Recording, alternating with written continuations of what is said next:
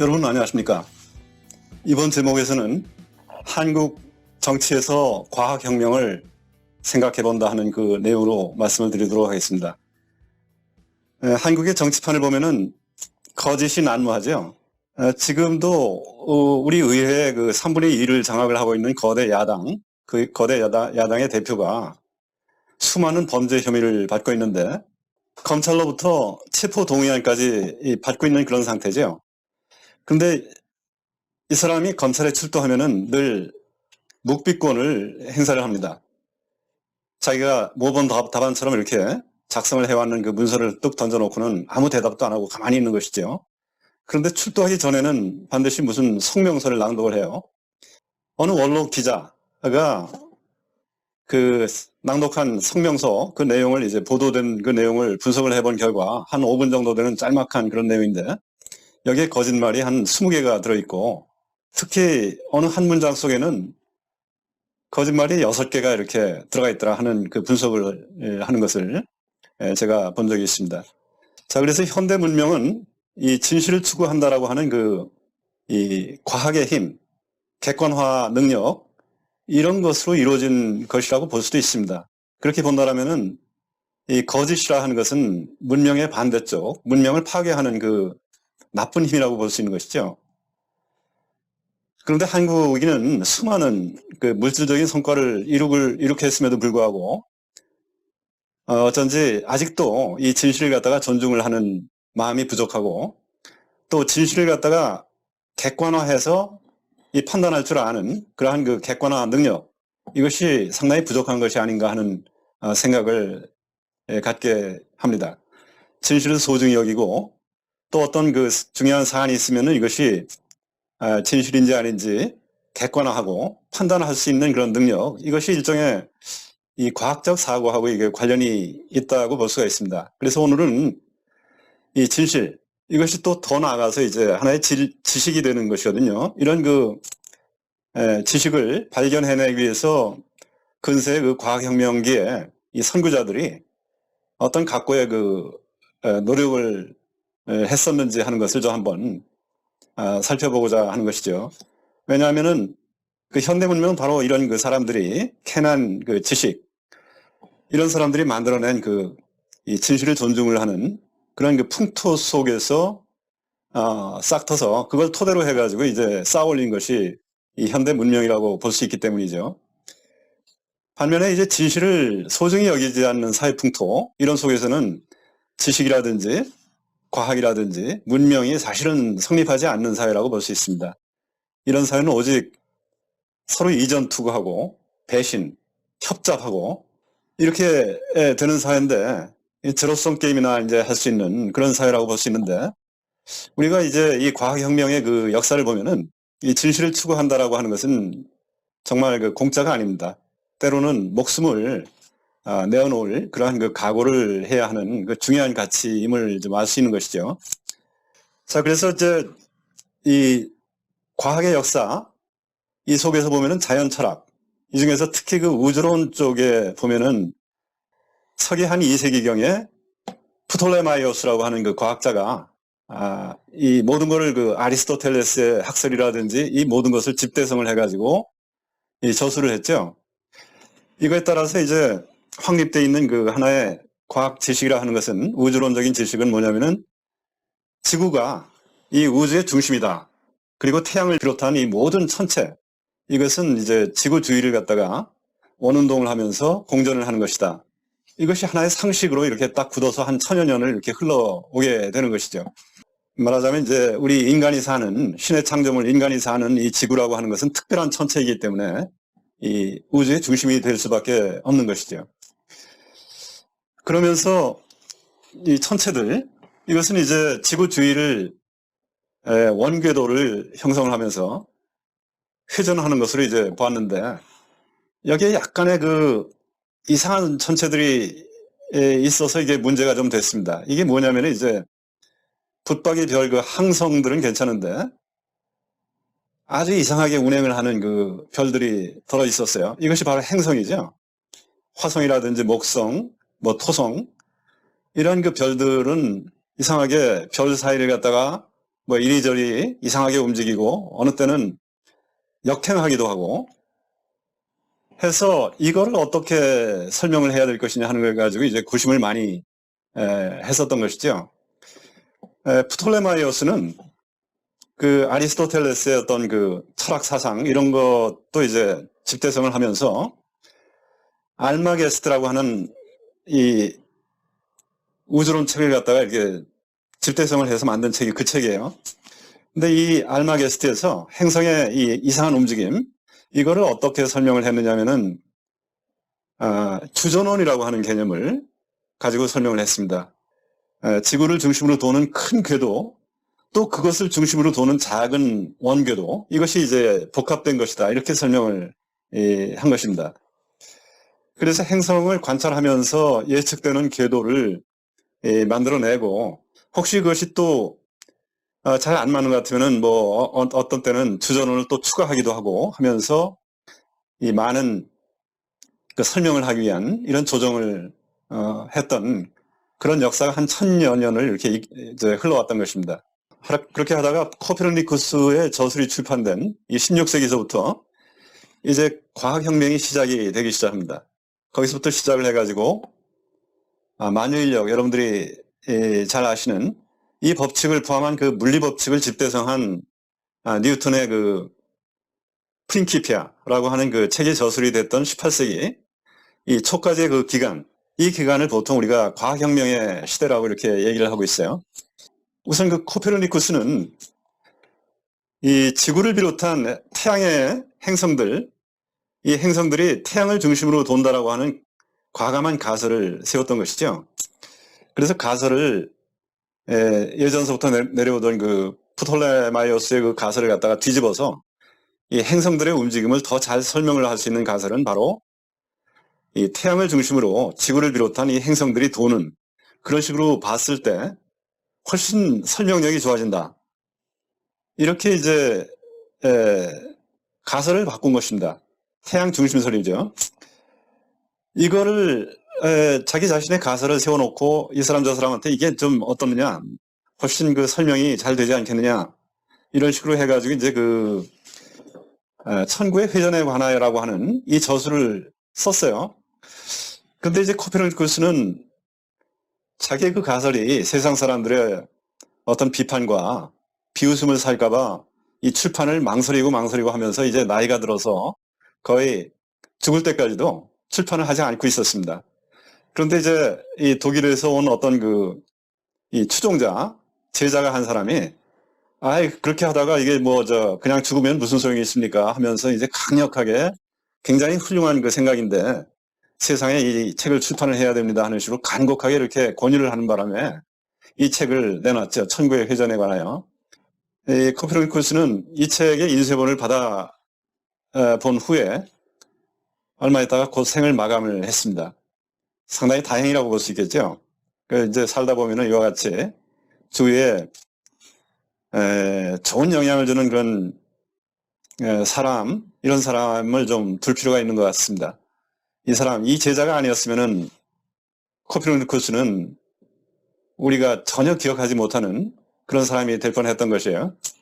그 다음에 케플러는 이 수학과 천문학 관찰, 천문 관찰이라든지 이거를 수학적인 어떤 기하학적인 이런 설명으로서 이게 잘 풀어내고 하는 그 실력이 굉장히 뛰어났던 분인데 그런 실력을 인정을 받아가지고 당시에 브라헤라고 하는 그 천문학자가 있었습니다. 이 브라헤는 아주 방대한 관측 자료를 축적을 해가지고 있었어요. 이 행성의 어떤 그 흐름이라든지 이런 걸 관찰하는 그 엄청나게 방대한 그 자료를 축적을 해가지고 있었는데 이거를 좀 정리할 수 있는 그런 조력자가 좀 필요하다 해가지고 이제 물색을 하다 보니까 케플러가 이 자료를 한번 정리를 해라 하는 식으로 이제 선택이 된 것이죠. 그래서 브라헤의 자료를 받아가지고 이거를 갖다가 케플러가 자기 얘기로는 한 2절지 엄청나게 넓은 종입니다. 이거에 900장 분량. 그거를 70회를 반복 계산한 끝에 이 화성 궤도를 푸는 문제를 할 수가 있었고 이렇게 한 4년의 그 세월이 걸린 후에 자기 나름대로 이 이 궤도가, 행성의 궤도가 원이 아닌 타원 궤도구나 하는 것을 밝혀냈다 하는 것이죠. 그리고 궤도가 훑고 지나가는 면적은 늘 일정하다. 면적 속도, 그러니까 일정 시간 동안에 이 행성이 훑고 지나가는 그 면적이 늘 일정하다. 그러니까 이제 타원이니까 좀 이렇게 그 어느 한 초점에서부터 행성이 멀리 떨어져 있을 때는 천천히 간다 하는 것이죠. 그 면적이 같다 하는 얘기는.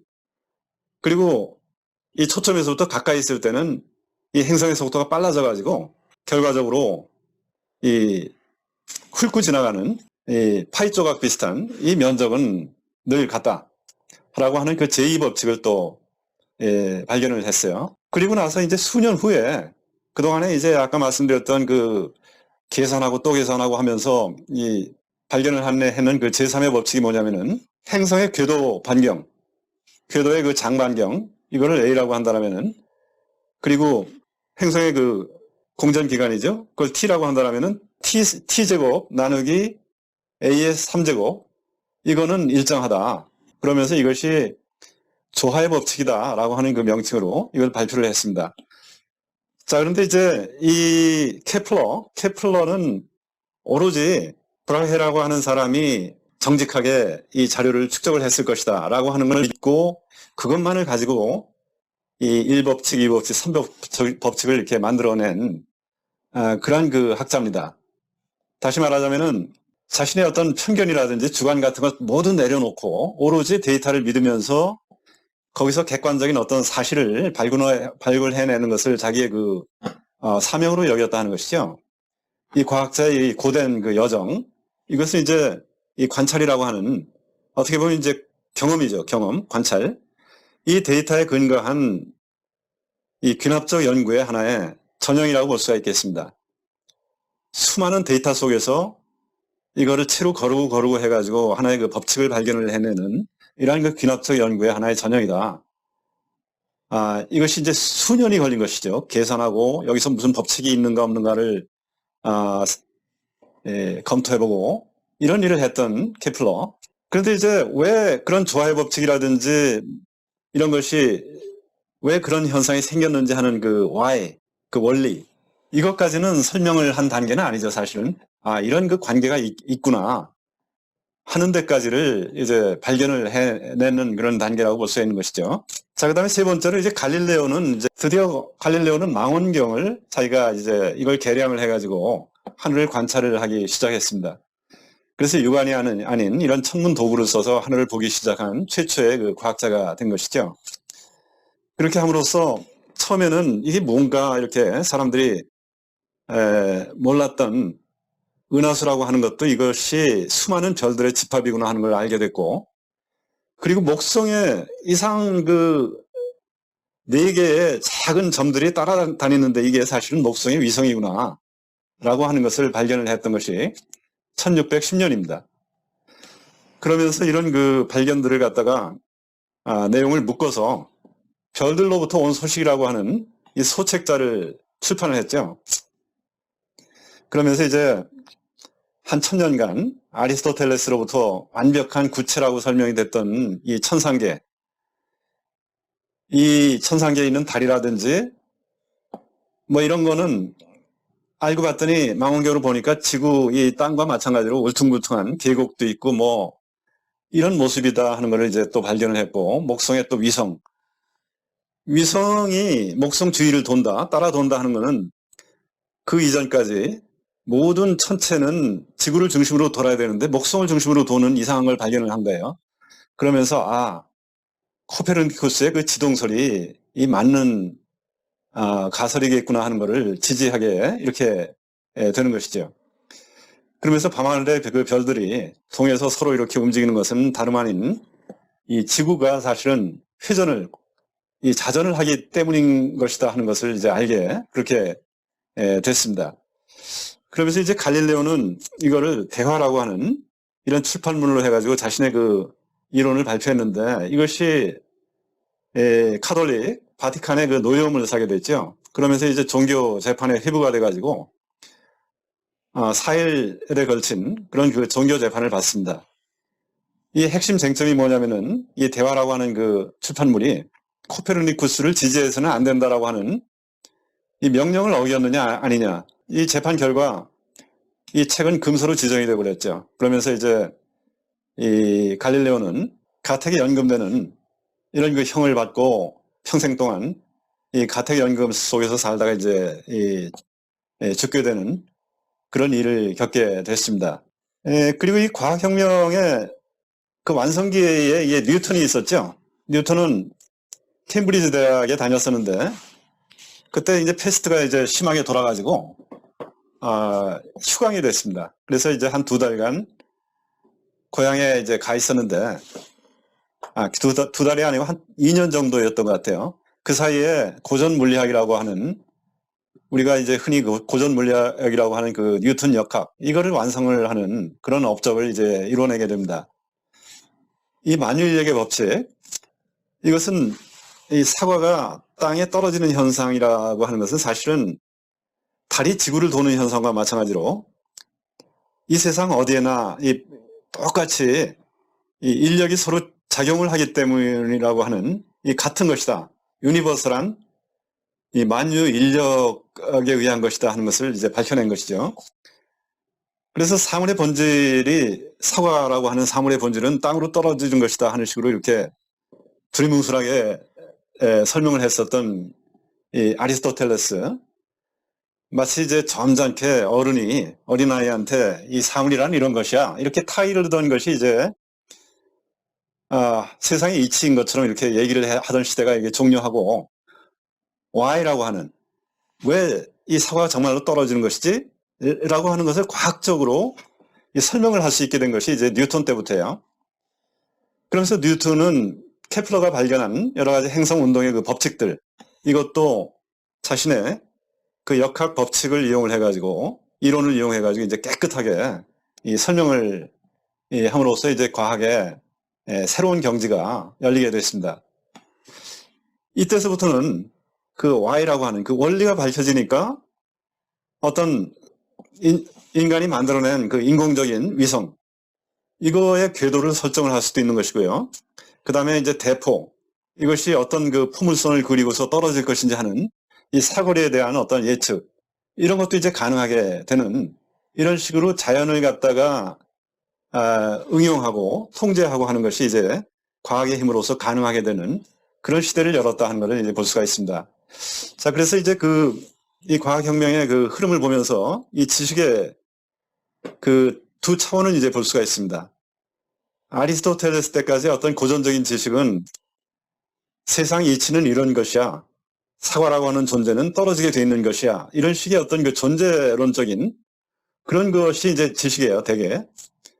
이거를 어떤 식으로 이용을 한다라든지 이것이 세상에 어떤 식으로 사용이 될 수 있느냐라고 하는 이런 그 어떤 행위론적인 그런 지식은 과거에는 그 지식 속에 끼어 있지를 못했었습니다. 그렇게 하다가 뭐 이제 과학혁명의 시대를 거치면서 의학이라든지 뭐 야금술, 그 다음에 항해술 같은 이런 실질적으로 우리 실생활에 이제 유용하게 이용이 되는 그런 지식. 이것이 정말로 가치가 있는 것이구나 하는 것이 점차 인정이 되기 시작한 것이죠.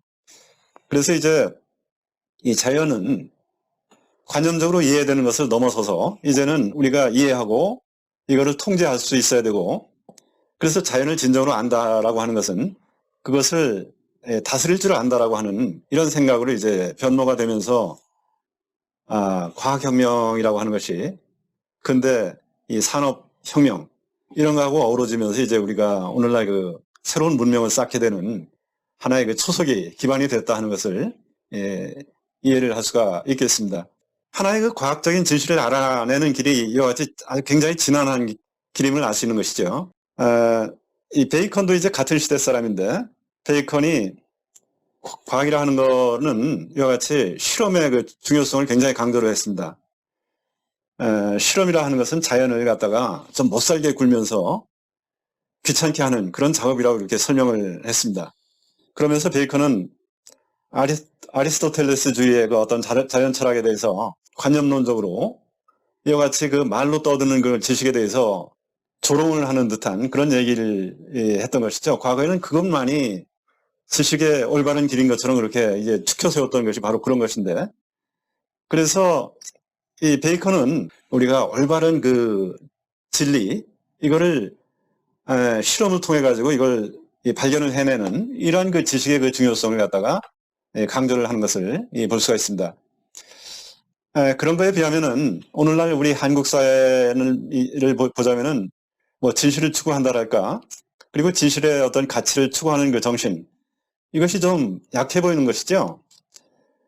그래서 이제 과학혁명의 그 역사 같은 이런 내용들을 우리가 좀 살펴볼 필요가 있는 것인데, 이런 이 사회의 문명을 구축을 하는 것은 바로 이 진실된 그런 지식이고, 진실을 추구하는 것이야말로 말하자면 이제 하나님과 대면한 개인이, 우리 인간이 추구해야 할 본연의 그 자세이다 하는 것을 이제 그 고난을 헤치면서 이제 그 진실을 추구했던 이 선각자, 이런 사람들의 그 행적을 보면서 우리가 느낄 수 있는 것인데, 여러분들 그 한국의 정치판을 보면은 입만 열면은 거짓말하고, 거짓말하면서도 그 얼굴에 그 태연자약한 그 표정, 이런 걸 보면은 도저히 우리가